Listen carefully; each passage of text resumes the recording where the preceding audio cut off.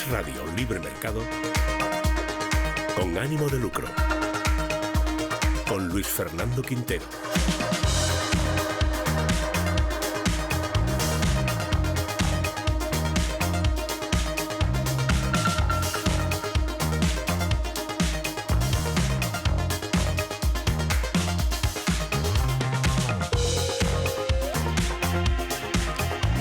¿Qué tal, amigos? Muy bienvenidos a Con Ánimo de Lucro, un espacio de información y análisis económico de confianza, un oasis para la economía entendida desde el lado correcto de la historia, desde la defensa de la libertad, la prosperidad y el respeto a la búsqueda de la felicidad. No cambien de emisora. Arrancamos y hoy con un programa especial. Hoy no va a haber editorial, hoy no va a haber tema del día, hoy va a haber un solo tema, un invitado, un micrófono y alguien importante que sé que muchos de ustedes tienen ganas de escuchar. No es otro que Víctor Domínguez, conocido por todos como Wall Street Wolverine. ¡Arrancamos! Como un cohete. La economía española va como una moto. Keynes está más vivo que nunca. Con Luis Fernando Quintero.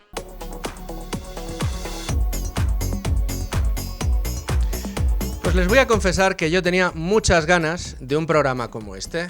Hemos decidido en Con Ánimo de Lucro, bueno, pues de vez en cuando, si se puede una vez al mes, traerles a ustedes a uno de los protagonistas que más importancia están teniendo en los últimos tiempos dentro de la divulgación de las ideas liberales. O mejor dicho, dentro de la divulgación de lo malos que son los políticos socialistas, en este caso, o de lo malas que son las ideas socialistas, por muy bien intencionadas que en ocasiones sean formuladas. El invitado de hoy es, no sé si él lo sabe o no, pero desde luego un amigo de este programa. Si el programa se llama Con Ánimo de Lucro, no se me ocurre un lugar mejor en el que poder recibirte. Víctor Domínguez, Wall Street Wolverine, ¿cómo estás? Un placer, muy bien. Aquí la verdad que con mucha ilusión de venir a la radio, que hacía mucho que no venía. La última vez que fui fue en Andorra, creo. Estabas en Andorra, sí. Y entraste online, me parece. Sí, y online. Bueno, pues ahora en directo, aquí y en persona. Mejor, o sea, tiene más empaque. Te iba a decir, ¿preferías esta entrevista aquí o en Andorra? Aquí, hombre. En Madrid. Bien. Madrid es Madrid, ¿no? Sí, yo le tengo mucho cariño a Madrid. Hombre, claro, eres de aquí. Sí. Vamos a empezar la entrevista, si te parece, de la manera clásica, que suelen empezar las entrevistas en radio, pero la vamos a llevar por los derroteros que tengan que ir. No tengo ningún problema, no hay ningún tema que no podamos pisar o pisotear, y en cualquiera de los casos mi intención es aprender más de ti, pero sobre todo hablar o discutir de esos temas que estoy seguro que te interesan tanto como a mí, porque te veo todas las semanas hablar de ellos en tus redes sociales. Sé que habrás respondido en muchas ocasiones a esta pregunta, pero ¿por qué Wall Street Wolverine? Es una pregunta muy buena. La verdad que no tiene una explicación realmente muy lógica, por así decirlo. Estaba en el gimnasio y yo pensaba, tengo que hacer un canal de economía, de empresa, para sacarle un poco de rendimiento a mi carrera, porque yo iba a clase y me aburría. Digo, joder, tengo que encontrar una forma de sacarle rendimiento a esto. Y en ese momento dije, joder, ¿qué nombre me pongo? ¿Sabes? Y no, digo, algo que sea comercial y que la gente lo relacione. En ese momento estaba la película El Lobo de Wall Street y dije, hostia, voy a buscar algún tipo de forma de hacer como una reversión, en plan, como el lobezno de Wall Street, que está mal traducido porque es Carcayú, esa es otra. Eso es. Pero digo, bueno, suena bien, Wall Street Wolverine, y al final se fue de las manos y se quedó así. Bueno, pues oye, y mucho éxito que estás cosechando con ese nickname, que es como te conoce mucha gente. Y me hacía gracia porque hace bien poco, te escuchaba en una de tus intervenciones o de tus stories, recordar una story tuya de hace años, cuando decías, el día que vean ustedes que me sacrifican en los medios convencionales, ese día será que estamos haciendo daño, ese día será que de verdad estamos influyendo. Pero es que ese día ha llegado. Joder, y no ha tardado tanto en llegar. No, a ver, yo el otro día cuando me vi en La Sexta con la cara ahí gigante como si fuera, no sé, el demonio. Sí, prácticamente, que parecía un narcotraficante.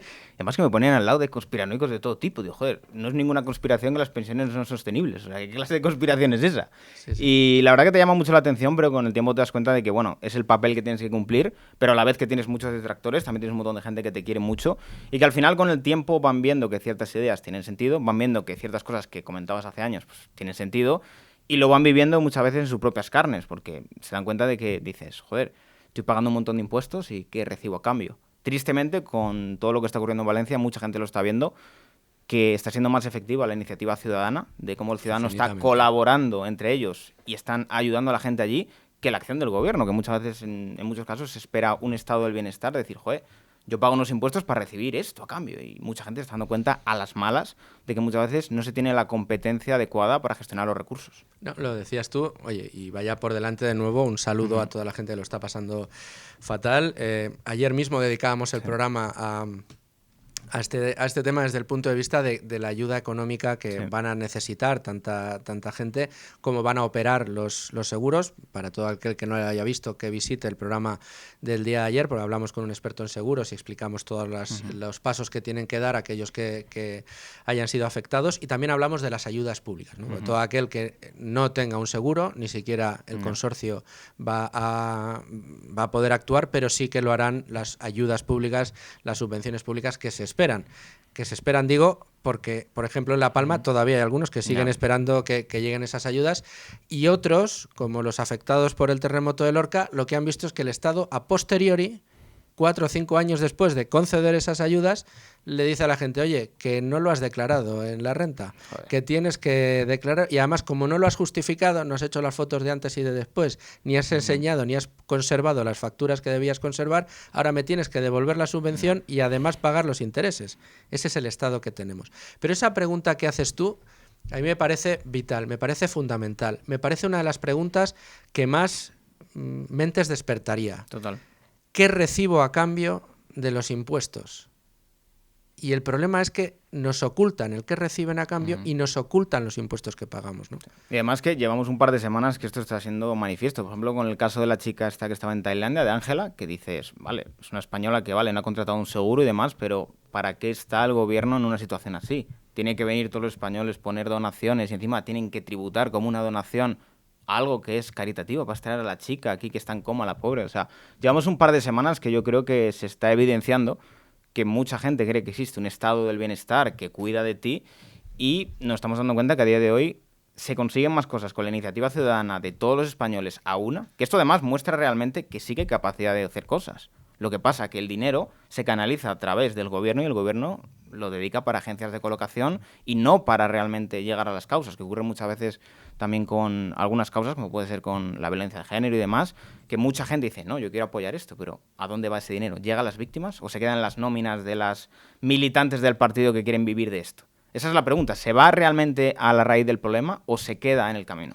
Y esa conciencia ciudadana, o ese mainstream que existe, y que está el gobierno encantadísimo de que exista, de que si queremos que algo funcione bien, lo tiene que gestionar el gobierno. Y dices, pero si cada cosa que tocáis la destrozáis, ¿no? Claro. Que, o sea, Venezuela, uno de los países donde más evidente es esto, es las mayores reservas mundiales de crudo, un país donde hay colas para llenar el coche de gasolina y además a precios cada vez más imposibles. Hay escasez. Argentina, antes de que llegara Milei, un país donde las reservas naturales, el agro, la ganadería, con una de las presumen de tener la mejor carne del mundo, y pasan hambre sus ciudadanos. Es decir, el Estado probablemente sea el que peor va a gestionar algo, porque sus incentivos no son los del lucro, no son los de encontrar el beneficio.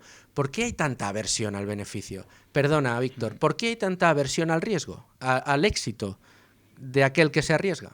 Yo diría que sobre todo por el agravio comparativo que puede generar con la gente que no lo tiene, en el sentido de, joder, este sí está ganando dinero, seguro que ha hecho algo malo. Relacionamos como el ganar dinero con haber hecho algo malo. No tenemos esa conciencia de decir, joder, este está ganando dinero es porque ha hecho algo bien, ha sido más listo, ha encontrado un mercado incipiente que ha crecido mucho. Lo relacionamos mucho con, no sé, este está ganando dinero, seguro que vende droga, o seguro que ha estafado a alguien, o seguro que lo ha heredado de alguien. Tenemos esa mentalidad como tóxica de alguna manera, que hace que, a lo mejor en otros países, personas que son exitosas son totalmente alabadas. Hay que ver, por ejemplo, en el caso de Donald Trump, o sea, va a ser probablemente presidente de los Estados Unidos de nuevo, y es un grandísimo empresario. Es como si a día de hoy Amancio Ortega se presentara a las elecciones. O sea, que, Dios mío, o sea, eso haría perder la cabeza a mucha gente. Imagínate en Podemos, implosionarían. Sí.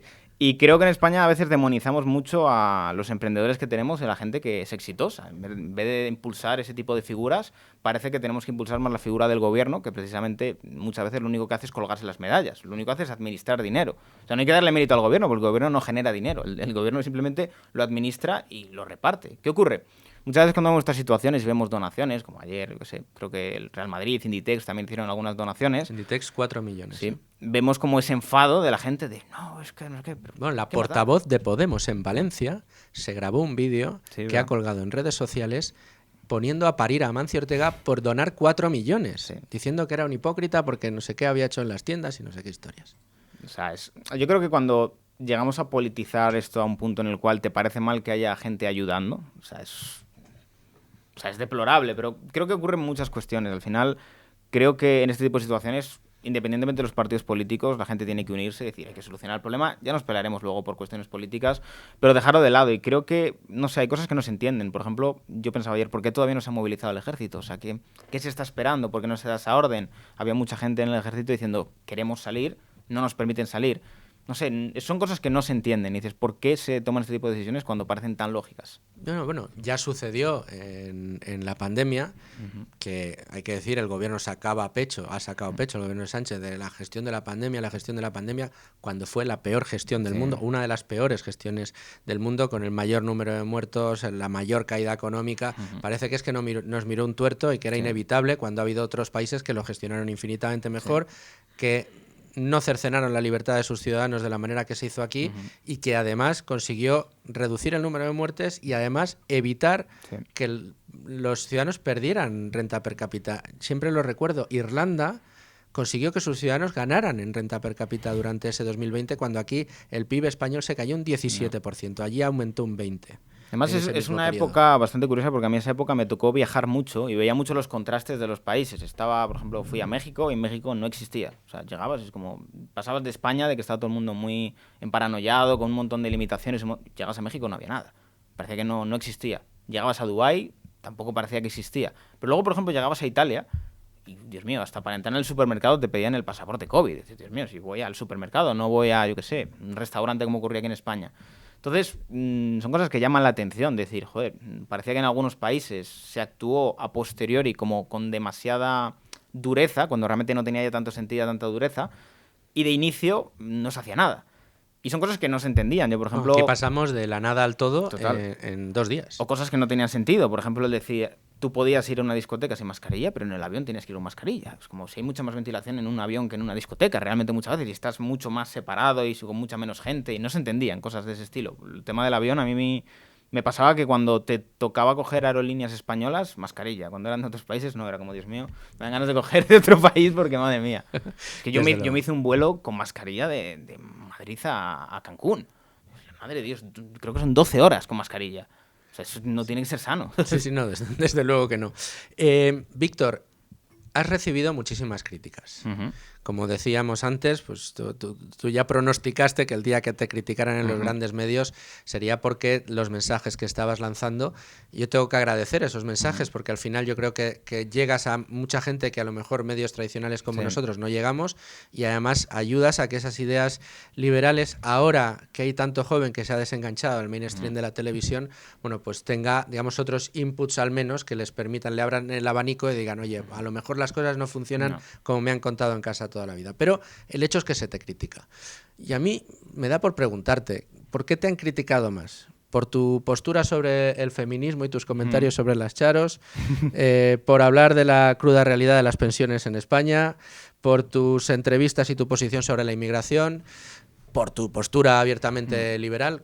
¿Cuál ha sido, digamos, el caudal más importante de críticas que has recibido? A ver, te diría que depende de la época, porque depende de la época había cosas que estaban... Por ejemplo, ahora el feminismo no, o sea, está muy de capa caída, y te diría que incluso es mainstream el criticarlo realmente. O sea, no tiene riesgos. Ahora el que critica el feminismo es totalmente normal, todo el mundo lo hace. Y creo que muchas chicas también se han dado cuenta que es una estafa realmente.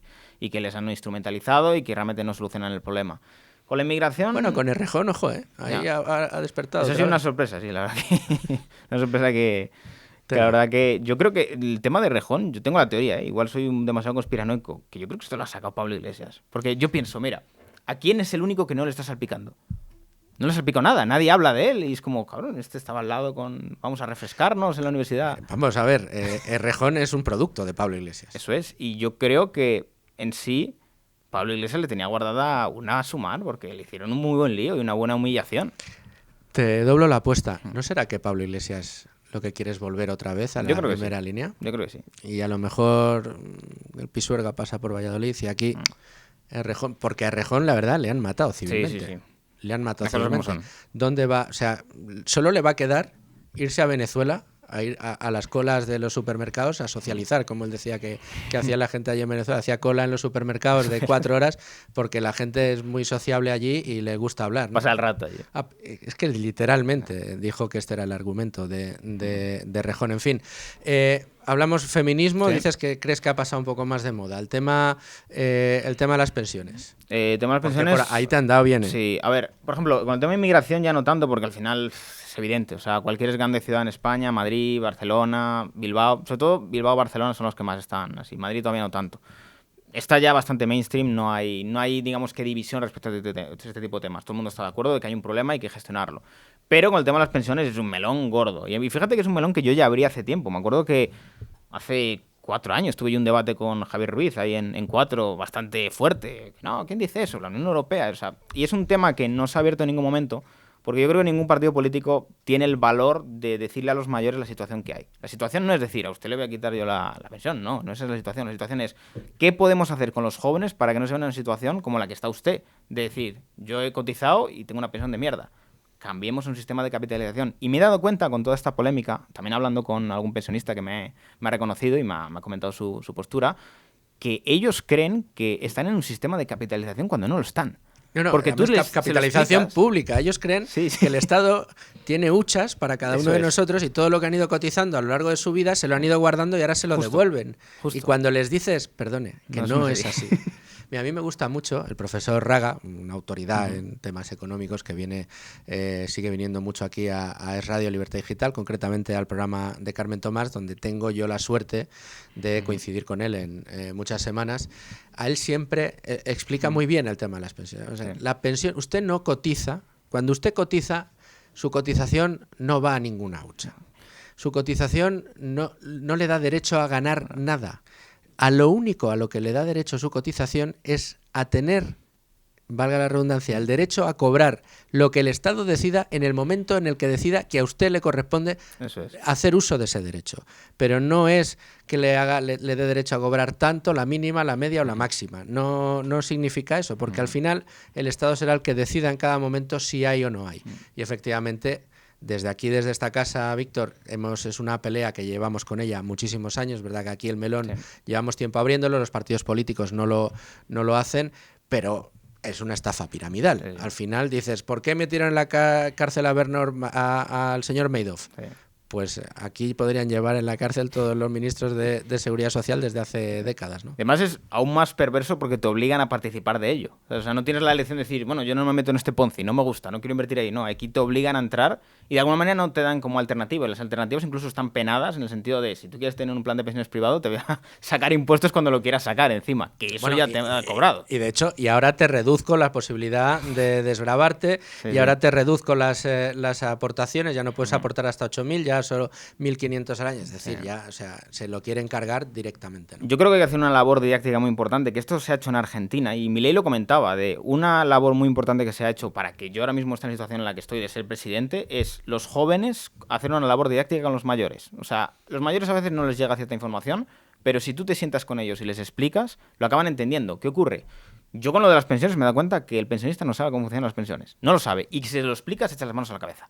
Dice, pero no, es que el pensionista realmente cree que su dinero está guardado. Y no entiende que a día de hoy la Seguridad Social está quebrada, gran parte de las pensiones se financian con deuda que pagan los intereses que pagará su nieto, ¿sabes? Entonces, todo aumento que hay dentro de las pensiones implica que el joven va a tener menos. Entonces, lo que le dan de más al señor, se lo quitan a su nieto. Esto no quiere decir que a usted le tengan que quitar la pensión, sino que a su nieto no le metan en este sistema tan perverso, más sabiendo que su nieto probablemente no tenga tantos hijos como ha tenido usted.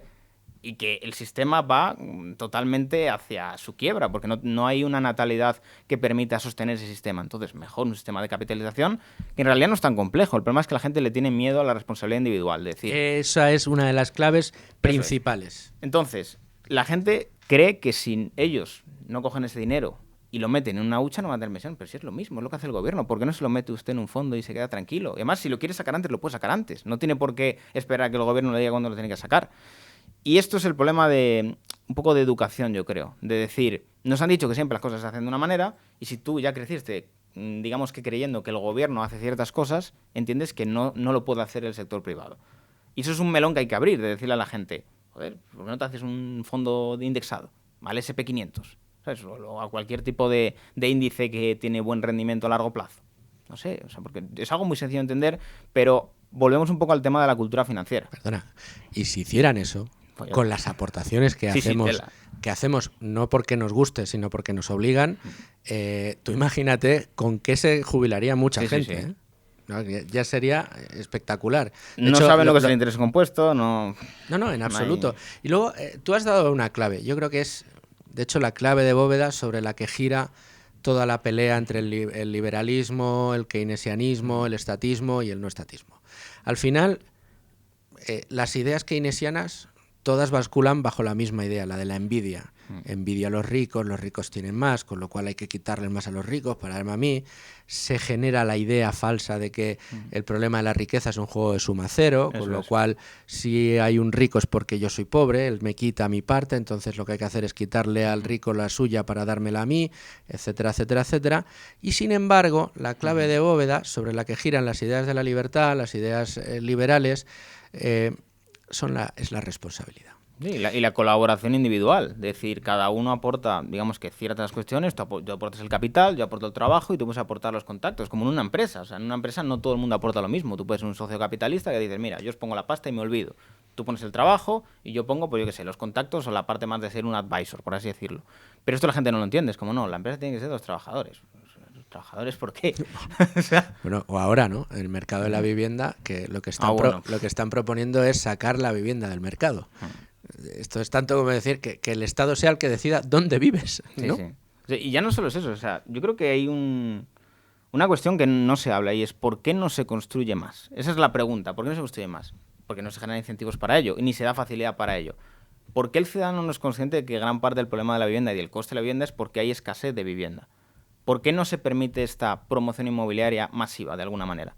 O sea, esa es la pregunta, porque, mira, yo me he visto en una situación muy divertida con mi socio en Rax Labs, que como en Andorra ha venido tanta gente a vivir de golpe, muy de golpe, claro, la oferta de vivienda no ha dado abasto. Entonces ha subido mucho el precio. Y pensábamos, joder, ¿cómo es posible que con el mismo precio en Dubái hay una vivienda 1000 veces mejor que en Andorra? ¿Por qué? Porque en Dubái tienen una capacidad de construir sin ningún tipo de límite y no hay ningún incentivo perverso detrás. Es decir, aquí hay que construir porque hace falta vivienda.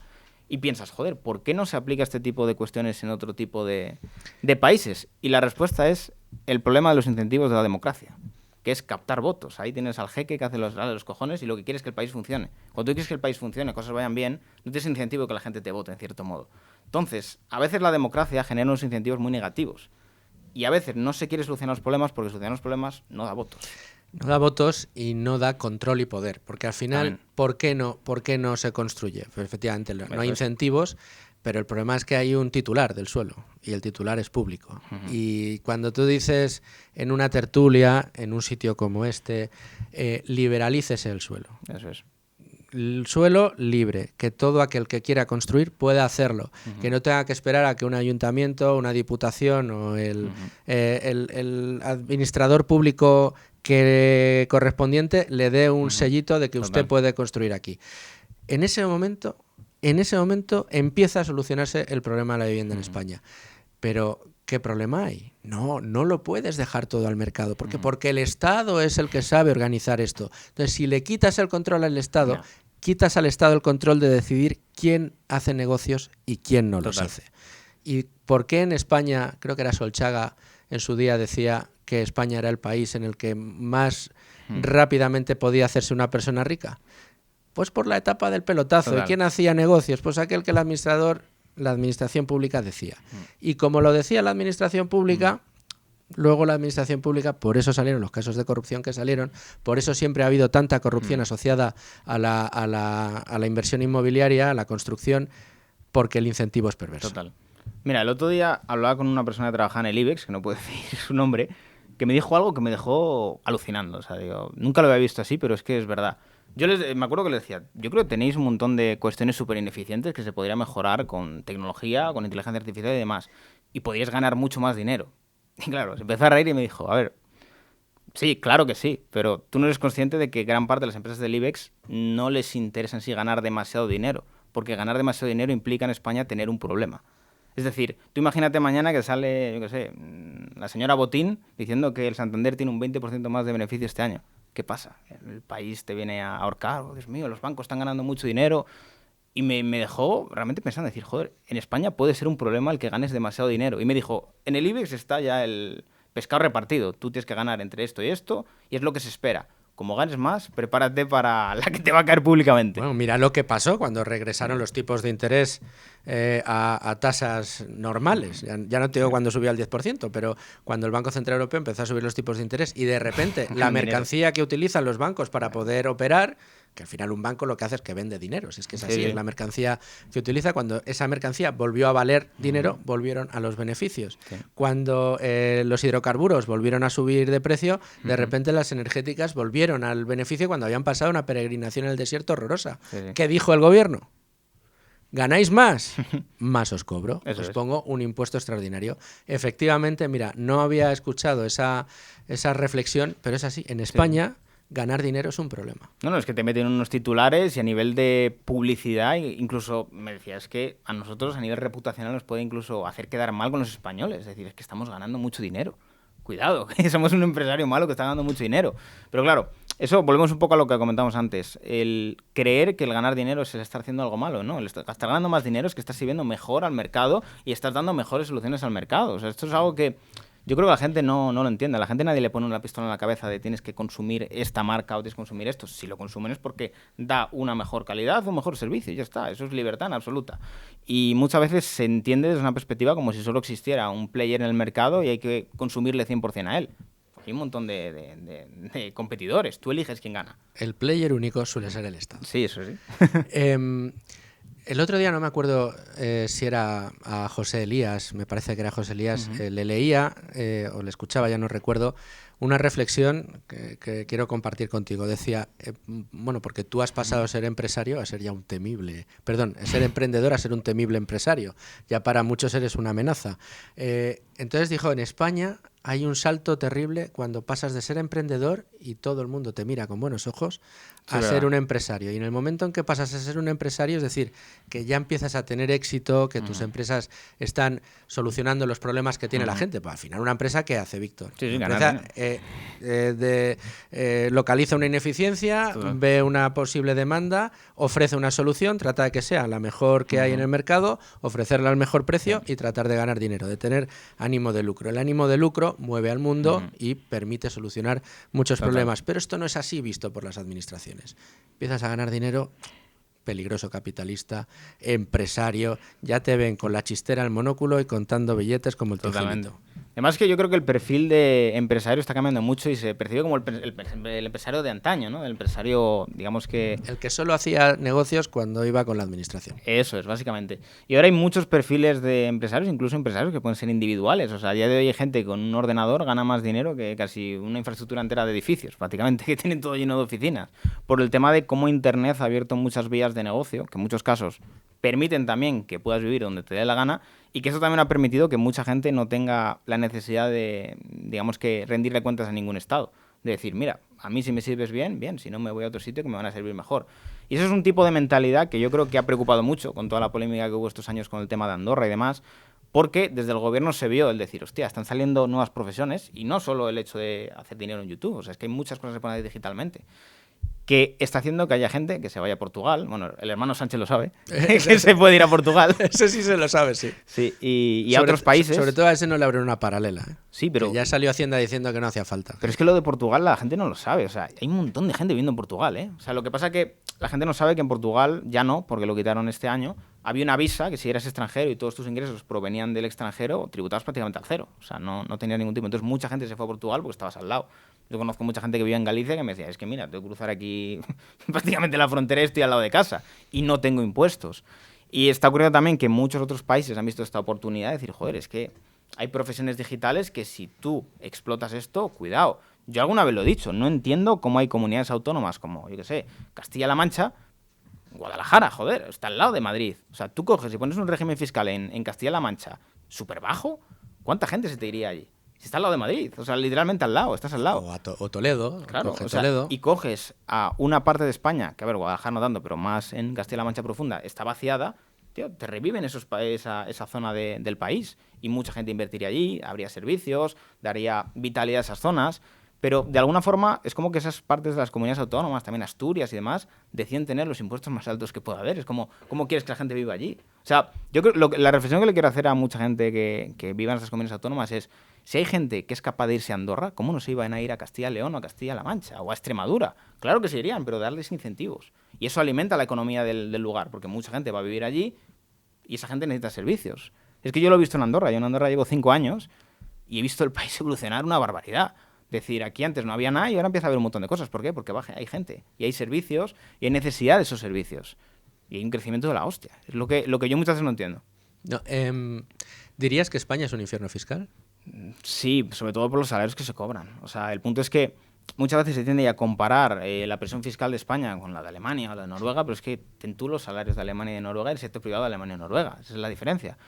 Y parece que todo está alineado para que la gente tenga lo justo para llegar a fin de mes y que no tenga capacidad de planificarse a largo plazo. Esa es la realidad. ¿Qué pasa? Cuando ya experimentas el decir, joder, es que solo tengo un 10% de impuestos, de repente te das cuenta que puedes vivir mejor, que te puedes planificar tu futuro, que puedes pensar en, no sé, me compro una casa... Perdona, invertir, sí. Es eso, tener un plan de vida y disfrutarlo. Pero ¿sabes lo que pasa? Que luego también te das cuenta que tienes sanidad, y que también tienes educación, y que hay carreteras, y que hay servicios públicos, que esto mucha gente no lo entiende, y dice, joder, que sí que lo tienes. Evidentemente en un país tan pequeño no es comparable con 48 millones de habitantes, pero... Si tú haces una comparativa realmente en cuanto al balance, España podría tener muchos menos impuestos, se podría quitar mucho gasto público y podría haber muchos menos impuestos que además atraerían a un montón de gente que querría vivir en España. Yo creo que esa es una de las claves. Nosotros en Con Ánimo de Lucro lo hemos dicho ya muchas veces. ¿Qué pasaría? Tú imagínate que España de repente pone un régimen fiscal y normativo, es decir, menos burocrático. No te digo... tan bueno como el de Irlanda, 2 peldaños menos bueno que el de Irlanda.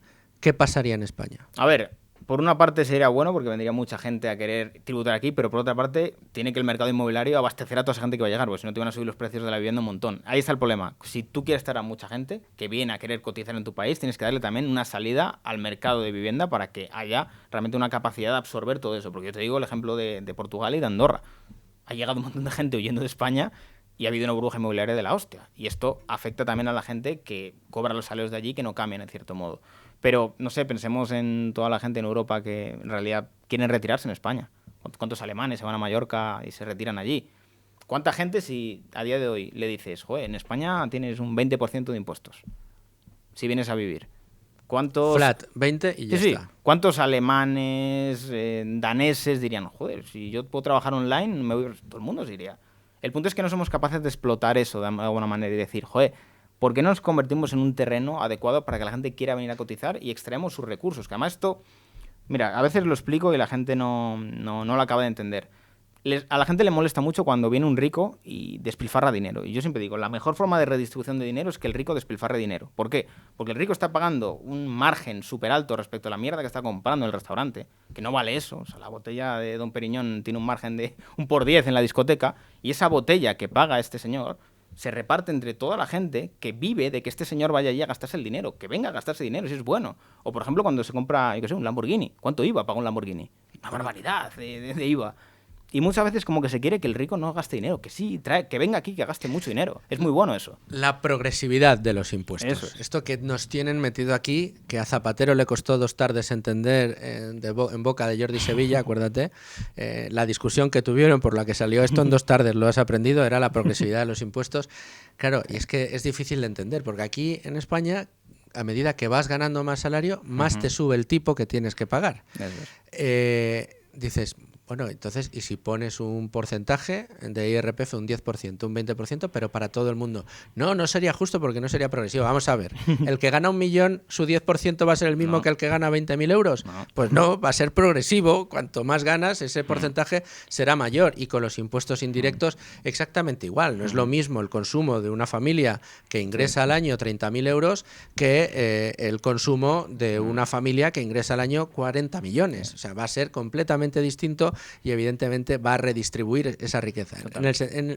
Si concedemos que impuestos tiene que haber, lo mejor es eso. Y si tú pones eso en España y liberalizas los mercados, Víctor, convertiríamos España en en la Florida de Europa que tantas veces se ha dicho, o vamos, es que yo estoy seguro que Google saldría de Irlanda, donde está harta de comer fish and chips, y se vendría a España a disfrutar del sol, de nuestras infraestructuras. Es que fíjate lo que está pasando precisamente en Florida. ¿Cuántas empresas, sobre todo financieras de Nueva York, se están yendo a Florida? Precisamente por los impuestos. Y por el buen clima, la seguridad, porque Nueva York, digamos que... A ver, ahora ha mejorado un poco más, pero ha habido una etapa que ha sido muy inseguro y que además en sí el nivel de impuestos que tienes en Nueva York y el coste de vida que tienes en Nueva York versus el que tienes luego en Miami, que tampoco es bajo, pero comparado es mucho más bajo, joder, te quitan todos los impuestos del Estado y tienes buen tiempo. ¿Para qué quieres más? Claro. ¿no? Y tiene más buenas infraestructuras, tiene su seguridad. España sería un vergel. Eso también nuestro compañero Domingo Soriano lo dice muy a menudo. Víctor, ¿crees que vivimos realmente en Matrix en España? Bueno, sí, a ver, si entendemos Matrix como no querer... Es como el mito de la caverna de Platón. Están ahí con las sombras y... El problema es que mucha gente no quiere salir de ahí y a veces es demasiado tarde para que salgan de ahí, pero no quieren tampoco que el resto pueda salir, ¿sabes? De alguna manera. Es como que el español quiere que todo el mundo se joda, es como el perro del hortelano, ni come ni deja comer, ¿sabes? Como, ya que yo estoy jodido, que se joda todo el mundo, por así decirlo. Y lo que ocurre es que al final el español cree que tiene que pagar muchos impuestos porque si no, no tendría todo lo que tiene, sin darse cuenta de que es que le están vendiendo lo que vale a 4, a 10 y le están metiendo un sobrecoste de 6 que se lo gastan en estatismo, básicamente, y que no genera ningún tipo de eficiencia. O sea, si se hiciera una auditoría del gasto del Estado y la gente viera en lo que gastan el dinero, la gente se echaría las manos a la cabeza y diría, pero sí que podríamos hacer un montón de cosas con este dinero o que este dinero no me lo quiten y que se quede en mi bolsillo.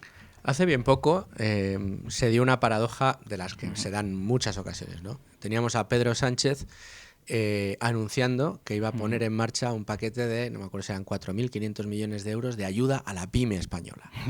Y luego te ponías a ver y mirabas todas las subidas fiscales que le había metido a las pymes españolas en los últimos 5 años y te dabas cuenta de que los 4.500 euros eran pipas respecto a todo lo que le había metido la mano en el bolsillo a la pyme. Claro, la pregunta es, señor mío, ¿no será mejor que me quite usted la bota de encima a que me dé luego unas migajas respecto a todo lo que me lleva robando durante los últimos 5 años? Y luego también la barbaridad que tenemos con la cuota de autónomos. O sea, yo vi hace unas semanas las cuotas de autónomos para 2025 y no sé, el gobierno más... Y dijiste, me quedo en Andorra. Sí. Bueno, a ver, tengo que decirte que la cuota de autónomo en Andorra es alta, pero te compensa por los pocos impuestos que hay. La cuota de autónoma de Andorra igual son casi 500 euros prácticamente. Pero claro, es que luego no pagas nada más. ¿Sabes? Pagas un 10 y de IRPF muy poco. Entonces, lo que ocurre en España es que te venden como no la progresividad, pero es que la progresividad en los autónomos es atroz. O sea, yo estaba viendo lo que tiene que pagar alguien que tiene unos ingresos, creo que eran entre 600 y 700 euros, y dices, Dios mío, pero pues este hombre... Sí, que le quita un tercio prácticamente. Y luego ves al que más tiene y dices, vale, le pegan un palo, pero es que en proporción el más perjudicado es el tramo más bajo. Es que no tendría que pagar ni cuota autónomo, realmente. Bueno, es que no deberían existir, o sea, es una perversión el pagar por trabajar y que mucha gente no acaba de entender. Y ¿Viste el vídeo, perdona? ¿Viste el vídeo de la chiquita, una chiquita? Bueno, creo que a lo mejor hasta lo colgaste tú, igual lo vi en tu propia cuenta. Que descubrió... Es maravilloso, descubrió al gran Satán, descubrió el mundo en el que vivía. Sí, por eso a mí me da mucha rabia cuando veo a muchos tertulianos en La Sexta diciendo que en España no se pagan muchos impuestos. Como, pero usted ha sido autónomo. O sea, yo a veces cuando me vienen diciendo, no, es que Madrid es un paraíso fiscal. Pues yo vivo en Madrid, ¿por qué estoy en Andorra entonces? ¿Soy tonto o qué? O sea, si me fui de Andorra es porque se pagan muchos impuestos. En Madrid un poquito menos y hay más facilidades, pero se siguen pagando muchos impuestos, ¿sabes? De alguna manera. Y creo que el que no sabe lo que es generar, digamos, dinero por sí mismo, está acostumbrado a que la nómina le quitan pues lo que le tienen que quitar y a él le llega el dinero íntegro, pero no es consciente de cuánto dinero le cuesta al empresario todo esto.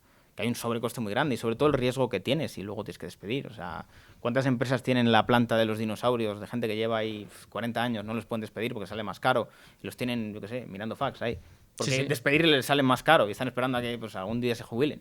No, claro, y ese es el problema de las muchas ineficiencias que tiene el mercado español, que tiene un sistema un mercado laboral ineficiente hasta decir basta. No en vano somos el país con la tasa de paro más alta de todo el mundo desarrollado. Hemos superado ya a Grecia, estamos ahí a la cabeza y es precisamente por esto, porque tienes unos incentivos perversos a tener una contratación laboral maravillosa en el sentido en el que ha conseguido Javier Milei en Argentina con un único decreto. Que los acuerdos entre empresario y trabajador, que los acuerdos libres entre dos partes prevalezcan sobre cualquier tipo de convenio colectivo. Total. Qué maravilla de redacción, con qué poquito se consigue tanto, ¿no? Y además que en cualquier moneda que decidan, en Bitcoin, en dólares, en euros, en lo que quieran, que eso también da mucha libertad. Decir, pues mira, yo quiero cobrar mi salario en Bitcoin porque me gusta Bitcoin y quiero poder recibirlo así. Y en ese caso lo permiten. Víctor, ¿cuándo dejaste de ser un risueño emprendedor y te convertiste en un terrible empresario?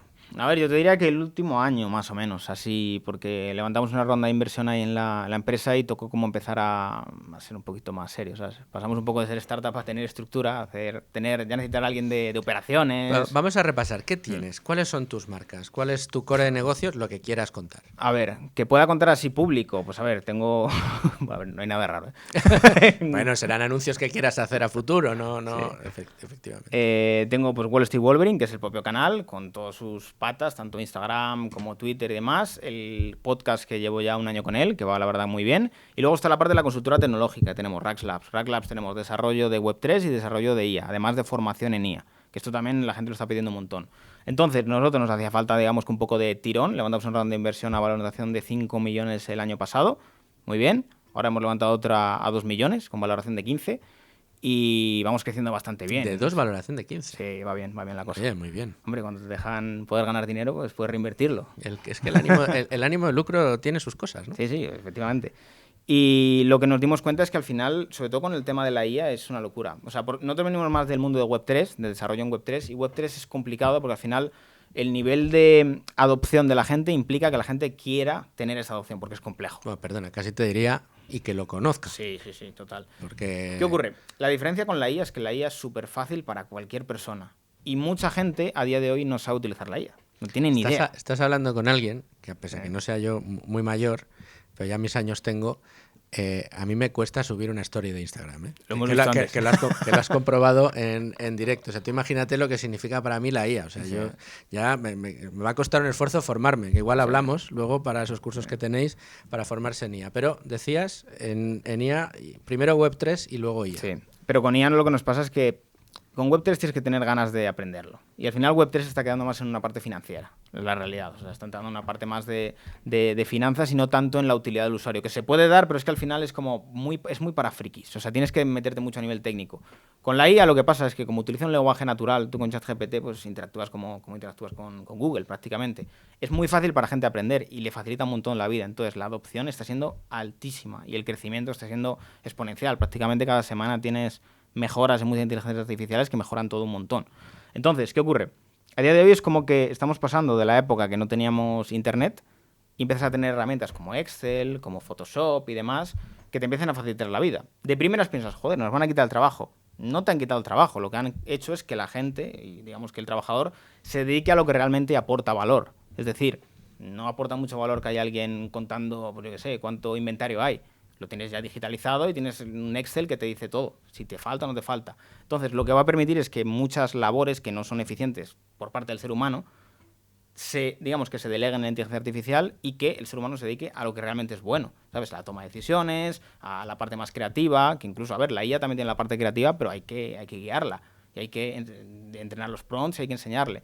Entonces, al final, estamos ahora mismo en una época como de early adopter, por así decirlo, dentro de la IA, que la gente está empezando a jugar con ella, pero tiene un potencial muy grande. ¿Que puede llegar a sustituir en el futuro muchos trabajos? Lo hará, pero de momento de momento con calma. Va creciendo mucho, pero por el momento yo no espero que en los próximos 5 años haya una sustitución muy grande. Lo que sí que ocurrirá es que dentro de las empresas se empezará a utilizar mucho. Lo que antes, lo digo, pasar de hacer la contabilidad en papel a tener un programa de contabilidad, básicamente.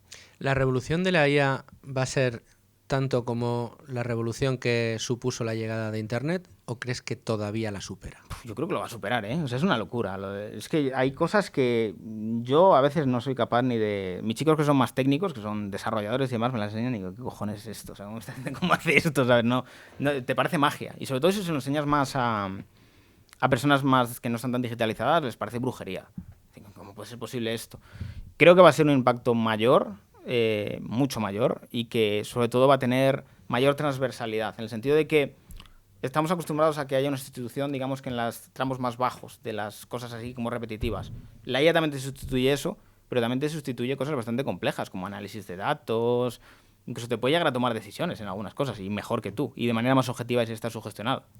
Hay una cosa con la inteligencia artificial, te hablo de reflexiones pues viendo un poco. Sí, quizá, o planteamientos a futuro, ¿no? Pues que uno de los problemas que se plantea la inteligencia artificial, como bien decías, es si va a sustituir mucha mano de obra. Claro, la revolución industrial y después la revolución tecnológica también ha cambiado el modelo de mano de obra, pero no quiere decir que no haya trabajo para todo el mundo, sino que los trabajos son distintos, se crean nuevas necesidades, esas necesidades hay que darles respuesta y de nuevo creamos. Y allá donde hacía falta un trabajo intensivo de cientos de miles de personas trabajando 20 horas al día por salarios de miseria, pues cada vez podemos trabajar, digamos, de una manera menos intensiva y con mayor poder adquisitivo, aunque España sigamos un poquito retrasados en ese sentido. En la IA sí es verdad que si cuando empezó Internet y tratábamos de averiguar, allá antes de que estallara la burbuja.com, quién sería el ganador de Internet, y yo recuerdo en aquella época debates encendidos con el comercio digital no puede triunfar. Nadie se va a atrever a poner una tarjeta de crédito en Internet y entonces esto podemos descartarlo. Internet servirá para mandar los correos. O sea, correos sí que habrá muerto, pero el comercio digital no va a triunfar. Se comercializarán como muchos libros, porque además la ropa tampoco te la puedes comprobar, por lo tanto tampoco comprarás ropa. Y yo, o sea, te das un paseo por la redacción a la hora de comer y en los ratos libres ves a muchos redactores y redactoras explorando el último catálogo de Zara, por ejemplo, en Internet, o con Amazon abierto comprándose unas zapatillas. Con lo cual, ahí se cambió el paradigma, incluso superando las racionalizaciones de la gente. ¿Qué se dice ahora de la IA? ¿Vas a dejar en manos de una inteligencia artificial, qué sé yo, la conducción de un coche? ¿Vas a dejar en manos de la inteligencia artificial dar un diagnóstico médico? ¿Vas a dejar en manos de la inteligencia artificial el desarrollo total de una fábrica? La gente dice, no, eso es horrible, ¿no? Una máquina que decida si me tengo que tomar 3 paracetamoles o 2, o si a mí me tienen que intervenir quirúrgicamente o no me tienen que intervenir quirúrgicamente. Ya le hace un tac. No, pero es que luego te das cuenta y ves los números y te das cuenta de que el factor humano, el fallo humano en estos casos, tanto en el tráfico como en la propia medicina, genera peores resultados que si el aprendizaje de toda la historia de la humanidad en medicina se pone al servicio de cada uno de los diagnósticos que cada día se den a cada uno de los pacientes del mundo, en cuyo caso lo que haces es que bajas la posibilidad de error de una manera increíble. ¿Este cambio de paradigma tú lo ves o crees que todavía va a costar y mucho? A ver, va a llevar tiempo, pero yo creo que está aquí, ¿eh? O sea, yo, por ejemplo, el otro día cuando veía la presentación de Tesla de los robots y de esos coches autónomos, que además te cambia el paradigma de todo, porque ya no compras un coche para conducir, es que lo puede ser una inversión. El coche le dejas mientras estás trabajando por ahí haciendo de Uber automáticamente y ganas dinero con el coche. O sea, es una cosa que te cambia totalmente la percepción de lo que es un coche. Es que a día de hoy un coche, al menos de Tesla, es un recopilador de datos masivo. O sea, tienes un vehículo que está constantemente captando datos de todos los lados y que eso... Al final tienes un montón de dispositivos por el mundo captando datos de todo tipo. Sí, además ha conseguido el éxito de récords de ventas en lo que es su proceso de penetración y de enseñanza de su propia inteligencia artificial, ¿no? En este caso, de su conducción. No, es una locura. Lo de Tesla muchas veces la gente lo ve como una perspectiva de, no, es una empresa de coches. O sea, Tesla ahora es de todo. O sea, no saben explicarte lo que es Tesla. Es que es demasiadas cosas. O sea, lo que ha hecho Elon Musk, sobre todo con todas las empresas que tiene, además todo el Neuralink, SpaceX... Y con Tesla también, bueno, y SolarLink también, y luego también, ¿cómo se llama esta? La de Internet. Starlink. O sea, es que realmente tiene como un tejido todo, además muy interconectado entre ello, que genera unas sinergias muy buenas que yo creo que va a ser literalmente la persona de este siglo, o sea, Elon Musk de lejos. Yo creo que no hay nadie cercano. ¿Milei o Elon Musk? A ver, son distintos. O sea, te diría que Elon Musk tiene más el perfil de pues, el genio con capacidad y visión de negocio que es capaz de ver lo que el ser humano puede necesitar en el futuro. Y Milei es un tipo valiente, es un idealista, que es lo que se necesita muchas veces en política. Gente con más principios que con ganas de poder. O sea, a Milei se le nota que lo que quiere es aplicar su forma de ver el mundo, vamos, por encima Cueste de todo. lo que cueste. Sí, efectivamente. Y esto en un político es raro, porque al final el político busca captar votos. Milei ha dicho, yo llego aquí, quiero esto, me da igual lo que se piense o se deje de pensar, si es popular o impopular.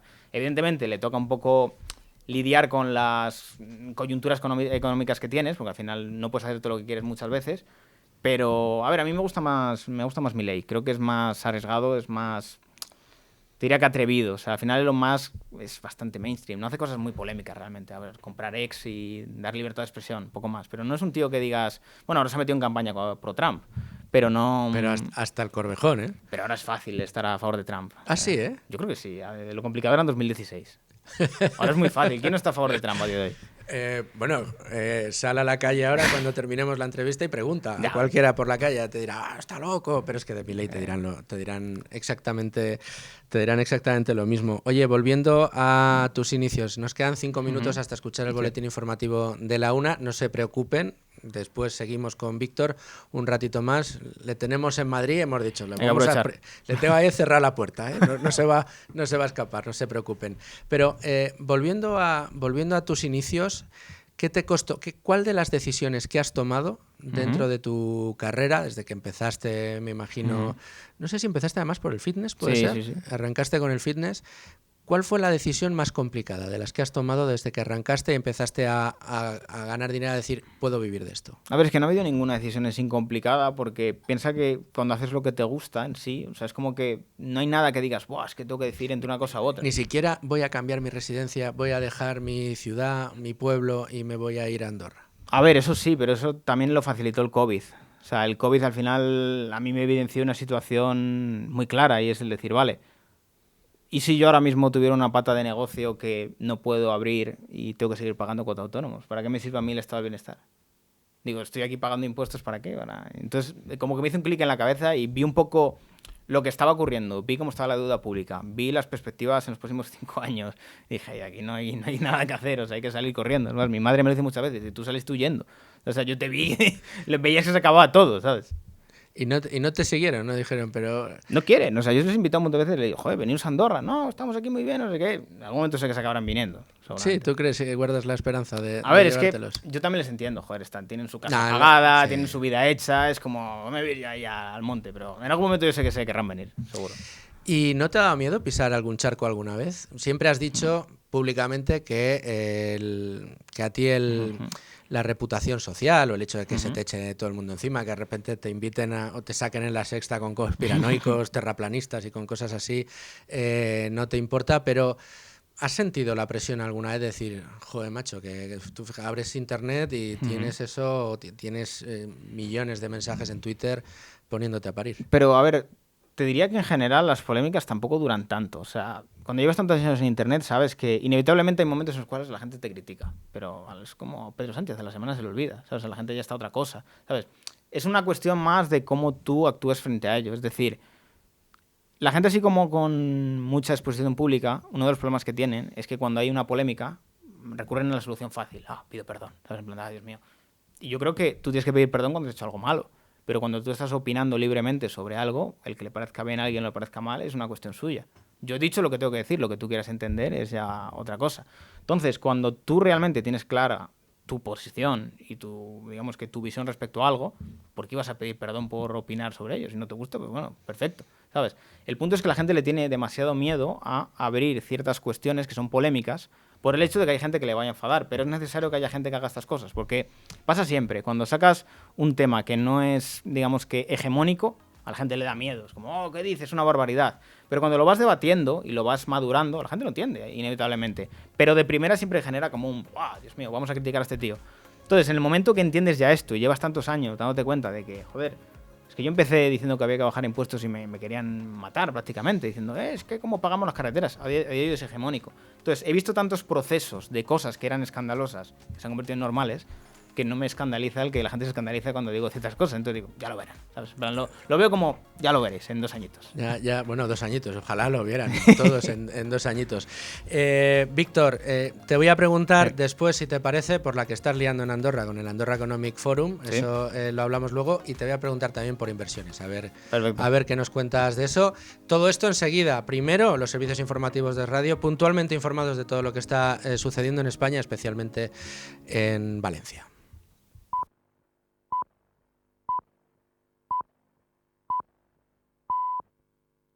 La 1, mediodía en Canarias. Es radio. Servicios informativos. Saludos, ¿qué tal? Buenas tardes. Se eleva a 202 el número de fallecidos en la Comunidad Valenciana por el paso de la Dana, mientras el Gobierno autonómico pide que nadie se desplace en sus vehículos a las poblaciones afectadas porque se están colapsando las vías de acceso y los servicios de emergencia no pueden acceder. Por su parte, la Dirección General de Tráfico ha reclamado que se eviten desplazamientos por las carreteras de la provincia de Valencia ante la importancia de que se deje trabajar a los servicios de emergencia. La Dana no se va y está afectando también a Castellón, a Baleares y a Huelva. Vamos a ver cuál es la situación de las carreteras a esta hora. de GT Alba Ariz, buenas tardes. Buenas tardes. Les pedimos que no cojan el coche ni se desplacen por las Islas Baleares, Castellón, Valencia y Huelva. De hecho, en Valencia continúan cortadas la 3 en Barrio de San Josep, la 7 en Masía del Juez, la AP7 en Carrascalet, la Nacional 3 en Villar de Olmos y 7 Aguas, la V31 en Horno de Alcedo, la V30 en Quart de Poblet y la CV50 en El Chiva, todo en ambas direcciones. Además, intransitable en Cuenca, la 13 en Atalaya del Cañabate, dirección Valencia, y afectada en Guadalajara, la 2 en Garjosa. En este momento hay más de 100 carreteras cortadas. Es muy importante que en las zonas afectadas, especialmente en Valencia, no se coja el coche para dejar trabajar a los servicios de emergencia. El Ayuntamiento de Chiva ha hecho un llamamiento urgente para recibir lo antes posible agua y comida para abastecer a los vecinos, porque a la localidad, que sigue sin cobertura telefónica, no ha llegado aún asistencia de ningún tipo. Luis Colom. En un comunicado, el consistorio ha informado de que en el edificio del ayuntamiento se recibirá la comida para a continuación repartirla entre los vecinos. Hasta el momento se han confirmado 7 fallecidos en esta localidad, aunque hay aún un número indeterminado de personas desaparecidas que la Guardia Civil aún está cotejando y contabilizando. Sus agentes trabajan en la localización de posibles víctimas dentro de una situación de extrema gravedad, especialmente en las urbanizaciones alejadas del casco urbano, donde aún no han podido acceder los servicios municipales y tampoco la policía ni la Guardia Civil. El Rey va a mantener esta mañana un despacho extraordinario con el presidente del Gobierno, con Pedro Sánchez, para analizar la última hora de la situación de los afectados. Leticia Barquín. Esta reunión extraordinaria se produce en unos momentos en los que arrecian las críticas al gobierno de Pedro Sánchez por la lentitud con la que se ha enviado a las Fuerzas Armadas para ayudar a los afectados por la Dana. El Palacio de la Zarzuela ha confirmado que ya han partido rumbo a Valencia los 100 guardias reales que el rey Felipe VI ha puesto a disposición del Ministerio de Defensa, así como 42 agentes del Servicio de Seguridad del Rey, es decir, sus escoltas, que también se suman a ese operativo. Además, está previsto que durante este fin de semana don Felipe y doña Leticia se desplacen a las zonas afectadas. Estos efectivos se suman a los 500 militares de los 3 ejércitos que han llegado hoy a las zonas devastadas, donde trabajan desde este miércoles 1.200 miembros de la UME. Y sepan también que Iberdrola ha conseguido reponer el suministro eléctrico a más de 132.000 clientes en la provincia de Valencia. Leticia Vaquero. Suponen el 85% de los inicialmente perjudicados. Según fuentes de la empresa distribuidora del grupo Iberdrola, que se llama ID, el servicio se irá recuperando a medida que se puede ir accediendo a las instalaciones afectadas. La compañía dispone ya de 80 grupos electrógenos para conectar las zonas incomunicadas y 25 de ellos ya suministran a Utiel, Torrent, Alfafar, Buñol, Cheste, Chiva, Alborache, Quart de Poblet, Monroy, Real y 7 Aguas. Además, la empresa, en coordinación con el Centro de Control de Emergencias del Gobierno valenciano, continúa programando actuaciones para la recuperación del suministro eléctrico en las instalaciones que dan suministro a las potabilizadoras de los ayuntamientos afectados. Aproximadamente 23.000 personas continúan sin suministro eléctrico en la provincia de Valencia, mientras fuentes de Iberdrola explican que sus técnicos están teniendo mucha dificultad para llegar a las subestaciones. Hasta aquí la actualidad. Recuerden que en una hora tienen una cita con Noelia Bautista y todo el resumen de la jornada. Más información en libertadigital.com. Todos los boletines en esradio.fm.